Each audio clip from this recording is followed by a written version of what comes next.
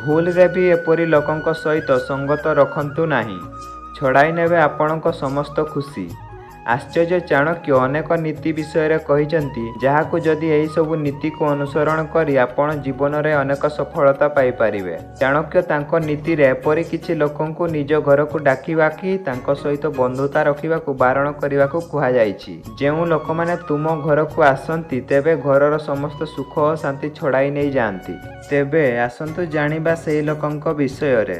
ଚାଣକ୍ୟଙ୍କ ଅନୁସାରେ ଦୋସରା ଚରିତ୍ର ବ୍ୟକ୍ତି ଅତ୍ୟନ୍ତ କ୍ଷତିକାରକ ହୋଇଥାନ୍ତି, କାରଣ ସେ ଆପଣଙ୍କ ସମ୍ମୁଖରେ ମିଠା ମିଠା କଥା କହି ଆପଣଙ୍କ ପଛରେ ନିନ୍ଦା କରିଥାନ୍ତି। ତେଣୁ ସେଭଳି ଚରିତ୍ରର ବ୍ୟକ୍ତିଙ୍କଠାରୁ ନିଜକୁ ଆଉ ନିଜର ପରିବାରକୁ ଦୂରେଇ ରଖନ୍ତୁ। ଚାଣକ୍ୟଙ୍କ ନୀତି ଅନୁସାରେ ଚରିତ୍ରହୀନ ବ୍ୟକ୍ତିଙ୍କଠାରୁ ଆପଣଙ୍କ ପରିବାରକୁ ଦୂରେଇ ରଖନ୍ତୁ, କାରଣ ସେ ଆପଣଙ୍କୁ ପ୍ରତ୍ୟକ୍ଷ ଭାବେ କ୍ଷତି ନ କଲେ ବି ପରୋକ୍ଷ ଭାବରେ କ୍ଷତି ପହଞ୍ଚାଇଥାନ୍ତି।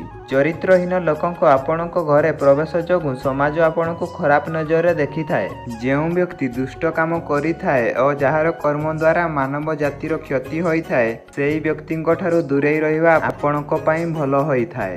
ଆଶ୍ଚର୍ଯ୍ୟ ଚାଣକ୍ୟଙ୍କ ନୀତି ଅନୁସାରେ ନିଜ ବ୍ୟକ୍ତି ଅର୍ଥାତ୍ ଯେଉଁ ବ୍ୟକ୍ତି ଅଶିକ୍ଷିତ କିମ୍ବା ଅଭଦ୍ର ହୋଇଥାନ୍ତି, ଆଉ ଯାହାଙ୍କର ସମାଜରେ ଚାଲିଚଳନ ସଂସ୍କୃତି ଉପରେ ଜ୍ଞାନ ନଥାଏ କିମ୍ବା ଯେଉଁ ବ୍ୟକ୍ତି ସମାଜ ନିୟମକୁ ପାଳନ କରେ ନାହିଁ, ସେହିଭଳି ଲୋକଙ୍କୁ ମଧ୍ୟ ଆପଣଙ୍କର ଘର ପରିବାର ଠାରୁ ଦୂରେଇ ରଖନ୍ତୁ।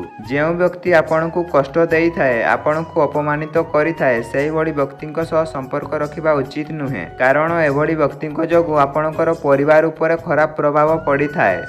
ଯଦି ଆପଣଙ୍କୁ ଭିଡ଼ିଓଟି ଭଲ ଲାଗିଥାଏ ଗୋଟେ ଲାଇକ୍, କମେଣ୍ଟ, ସେୟାର କରିବାକୁ କେବେ ଭୁଲିବେନି। ହଁ ଆଜ୍ଞା, ଶେଷରେ ସବସ୍କ୍ରାଇବ୍ ମଧ୍ୟ କରିଦେବେ।